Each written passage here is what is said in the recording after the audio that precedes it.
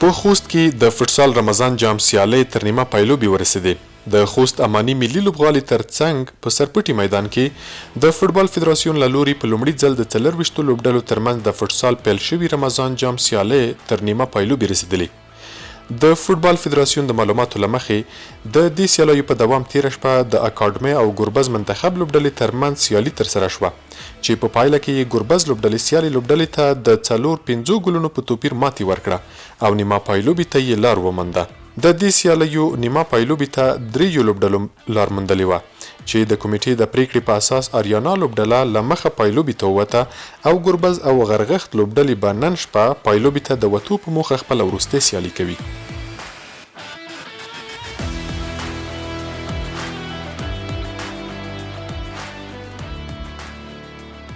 په پکتیا کې بیا د هاکي رمضان جام سیالۍ پیل شوي او په دوام کې یې 2 سیالۍ ترسره شوي دي. په لومړۍ سیالۍ کې د پکتیا اتلانو خپل سیالي لوبډلې د پکتیا زلمیانو ته په 4 ګولونو ماتې ورکړه. همداراز په دویمه سیالۍ کې د پکتیا ځوانانو لوبډلې د پکتیا اتحاد لوبډلې ته د 3-0 په مقابل کې ماتې ورکړه. یا د سیالۍ د پکتیا ولایت د بدني روزنې او ورزش ریاست او د هاکي فدراسیون په ګډې همغږۍ د تېرې شنبې په ورځ د 4 لوبډلو ترمنځ پیل شوې او 1 اونۍ به دوام وکړي.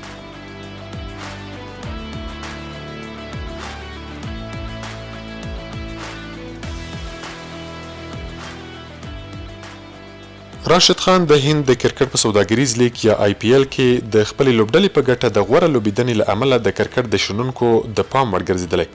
شنونکو راشد خان جادوګر لوبغاړی بللی او ویلي یې دي چې نوموړی د لوبې په هر حالت کې لوبېدای شي او د لوبې حالت د بدلولو بشپړه وړتیا لري. د افغانستان د کرکټ ملي لوبډلې د 10 اوریزو لوبو لوبډلمشر راشد خان چې دا مهال د هند د کرکټ په تجارتي لیګ کې د ګجرات د ټایټنز لوبډلې په ګټه لوبېږي. 2 ورځې وړاندې یې د خپلې لوبډلې په ګټه د سیالي لوبډلې 3 لوبغاړي په پرلپسې توګه وسوځول او په دې توګه یې هیټریک وکړ.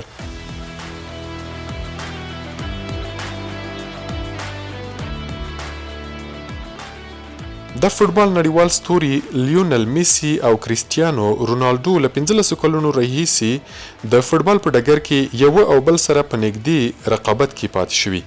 د فوټبال د ستورو رقابت تر ډیره د طلایي توپونو د اخیستو له مخې پرتله کیږي چې میسی په تیرو 15 کلونو کې 9 طلایي توپونه ترلاسه کړي او په دې توګه نوموړی له رونالډو مخکې دی. کریسټیانو رونالډو بیا د 5 طلایي توپونو په درلودو سره له لیونل میسی وروسته د فوټبال د میدان دویم نړیوال ستوری حساب شوی دی.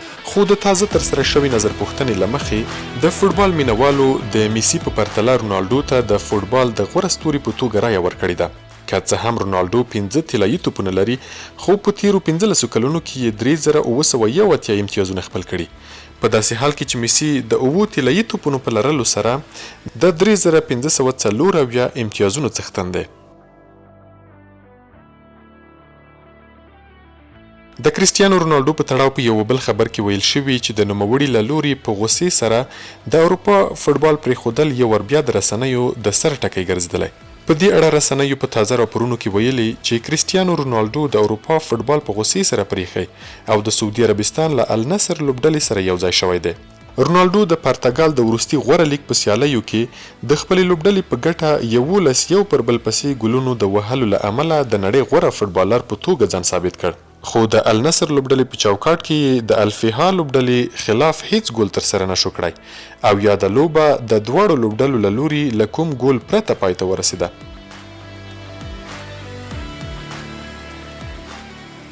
د امریکا اوپن AI کمپنۍ له لوري د چټ GPT په نوم جوړ شوي ځیرک روباټ د فوټبال 10 غوره مربیان اعلان کړي دي.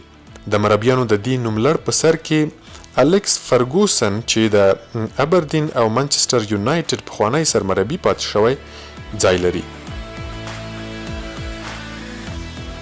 د لالیګا د 28مې اونۍ په جریان کې بیګاش په بارسلونا له خیرونا سره لوبه وکړه او د دواړو لوریو پر کوښښونو سربیره بیا هم یا د لوبه له کوم ګول وهنې پرته پای ته ورسېده.